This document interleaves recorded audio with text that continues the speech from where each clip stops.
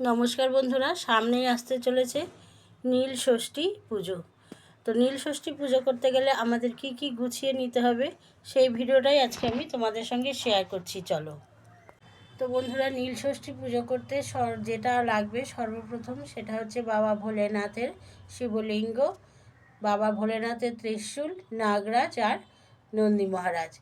আর আমি এদিকে যেহেতু নীল ষষ্ঠীর দিন হরগৌরীর পুজো হয়, সে আর ষষ্ঠী মাতা হচ্ছে মা দুর্গারই আর এক রূপ, সেই জন্য আমি এখানে শিব পার্বতীর চিত্রপটটা স্থাপন করে নিয়েছি। প্রত্যেক বছর নীল ষষ্ঠীর দিনে আমি চিত্রপট এবং লিঙ্গ এই দুটো একসাথে পুজো করি।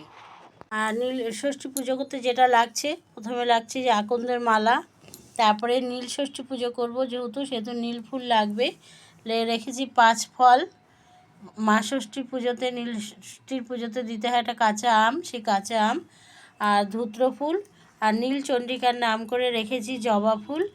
আর বেলপাতা ছাড়া তো বাবা ভোলেনাথের পুজো অসম্পূর্ণ, সেই জন্য বেলপাতা আর এই যে দুব্ব, এটা বাবা মহাদেবের মাথায় চড়াবো সন্তানের মঙ্গল কামনা করে।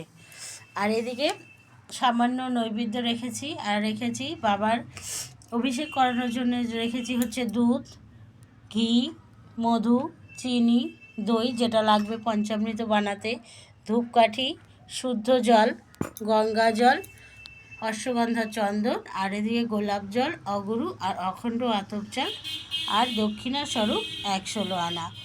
আর এদিকে আরতি করার জন্য রেখেছি কর্পূর, পঞ্চপ্রদীপ আর ধূপধূপ। তো বন্ধুরা, এই ছিল আমার বাবা ভোলেনাথের নীলষষ্ঠী পুজোর সামগ্রী। ভিডিওটি যদি তোমাদের ভালো লাগে প্লিজ লাইক, শেয়ার, সাবস্ক্রাইব করে আমার চ্যানেলের পাশে থেকো। হরে কৃষ্ণা, রাধে রাধে।